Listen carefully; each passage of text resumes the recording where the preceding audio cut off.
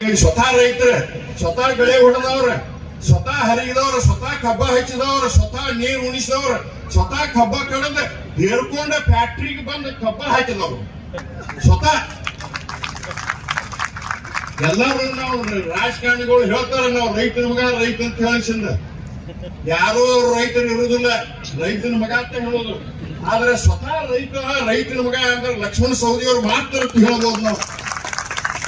ಈಗ ಒಂದು ಪಟಕ ಕೊಡ್ರಿ ಅಂದ್ರ ಇಲ್ಲಿ ಮುಂದೆ ಯಾರು ಹಾಕೋತಿರ ನೋಡು ಪಟಕ, ಅವ್ರು 1 ಮಿನಿಟ್ನಾಗ ಪಟಕ ಹಾಕೋತಾರ. ಅವ್ರು ತಿಳ್ಕೊಂಡು ಯಾರಿಗೆ ಬಂದಿಲ್ಲ ಪಟಕ ಹಾಕೋ ವಿಚಿತ್ರದಿಂದ ಪಟಕ ಸುತ್ತಕೊಳ್ಳೋದು. ಅವ್ರು ನೋಡ್ರಿ ಸ್ವತಃ ರೈತರ ಕಷ್ಟ ದುಃಖವನ್ನ ಕಂಡವ್ರು. ಏನೈತಪ್ಪ ಏನಿಲ್ಲ, ಅದಕ್ಕೆ ರೈತರಿಗಾಗಿ ಮೊದಲೇ ಕೆಲಸ ಮಾಡಿದ್ ಹಿಪ್ಪರಿಗೆ ಬ್ಯಾರೇಜ್ ಏನು 10 ವರ್ಷ ಆದ್ರೂ ಆಗ್ತಿದ್ದಿಲ್ಲ. ಅವ್ರ MLA ಫಸ್ಟ್ ಕೆಲಸ ಮಾಡಿದಂದ್ರೆ ಹಿಪ್ಪರಿಗೆ ಬ್ಯಾರೇಜ್ ನೀರು ನಮ್ ಕಡೆ ಎಲ್ಲ ತಂದಿದ್ರು.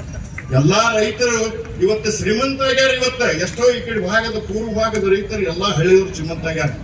ಮೊನ್ನೆ ಅವ್ರ MLA ಆರಿಸಿ ಬಂದಾಗ ಅವ್ರಿಗೆ ಮಂತ್ರಿ ಸ್ಥಾನ ಕೊಡ್ಲಾಕ್ ಬಂದ್ರು. ನನಗೆ ಮಂತ್ರಿ ಸ್ಥಾನ ಬೇಡ, ಅಲ್ಲಿ 7 ಹಳ್ಳಿಗೆ ನಮಗ್ ನೀರಾವರಿ ಇಲ್ಲ, ನಮಗೆ 2,000 ರೂಪಾಯಿ ಕೊಟ್ಟು ಕೊಡ್ರಿ, ನಮಗೇನ್ ನಿಮ್ ಮಂತ್ರಿ ಪದ ಬೇಡ, ಅಲ್ಲಿ 7 ಹಳ್ಳಿಗೆಲ್ಲ ನೀರಾವರಿ ಮಾಡೋಣ ಅಂತ ಹೇಳಿ ಮಂತ್ರಿ ಪದ ತ್ಯಾಗ ಮಾಡಿ 7 ಹಳ್ಳಿಗೆ 2,000 ಕೋಟಿ ರೂಪಾಯಿ ತಂದ ಸಿದ್ದರಾಮಯ್ಯ ಅವ್ರನ್ನ ಮತ್ತು DK ಶಿವಕುಮಾರ್ ತಂದ.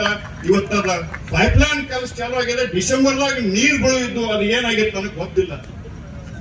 ಎಷ್ಟು ಶಿಕ್ಷಣ ಸಂಸ್ಥೆಗಳ್ರಿ, ಎಷ್ಟು ಏನು ನಮಗ ಅವ್ರಿಗೆ ಬಗ್ಗೆ ಹೇಳುದಂದ್ರೆ ನಾವು ವಿಚಿತ್ರ ಅನ್ಸುತ್ತೆ.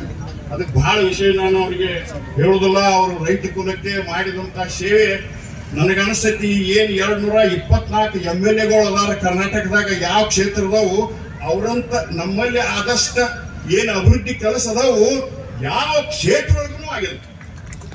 ಅಷ್ಟು ಕೆಲಸಗಳನ್ನ ಎಲ್ಲಾ ಕ್ಷೇತ್ರಗಳಲ್ಲಿ ಮಾಡ್ಯಾರ.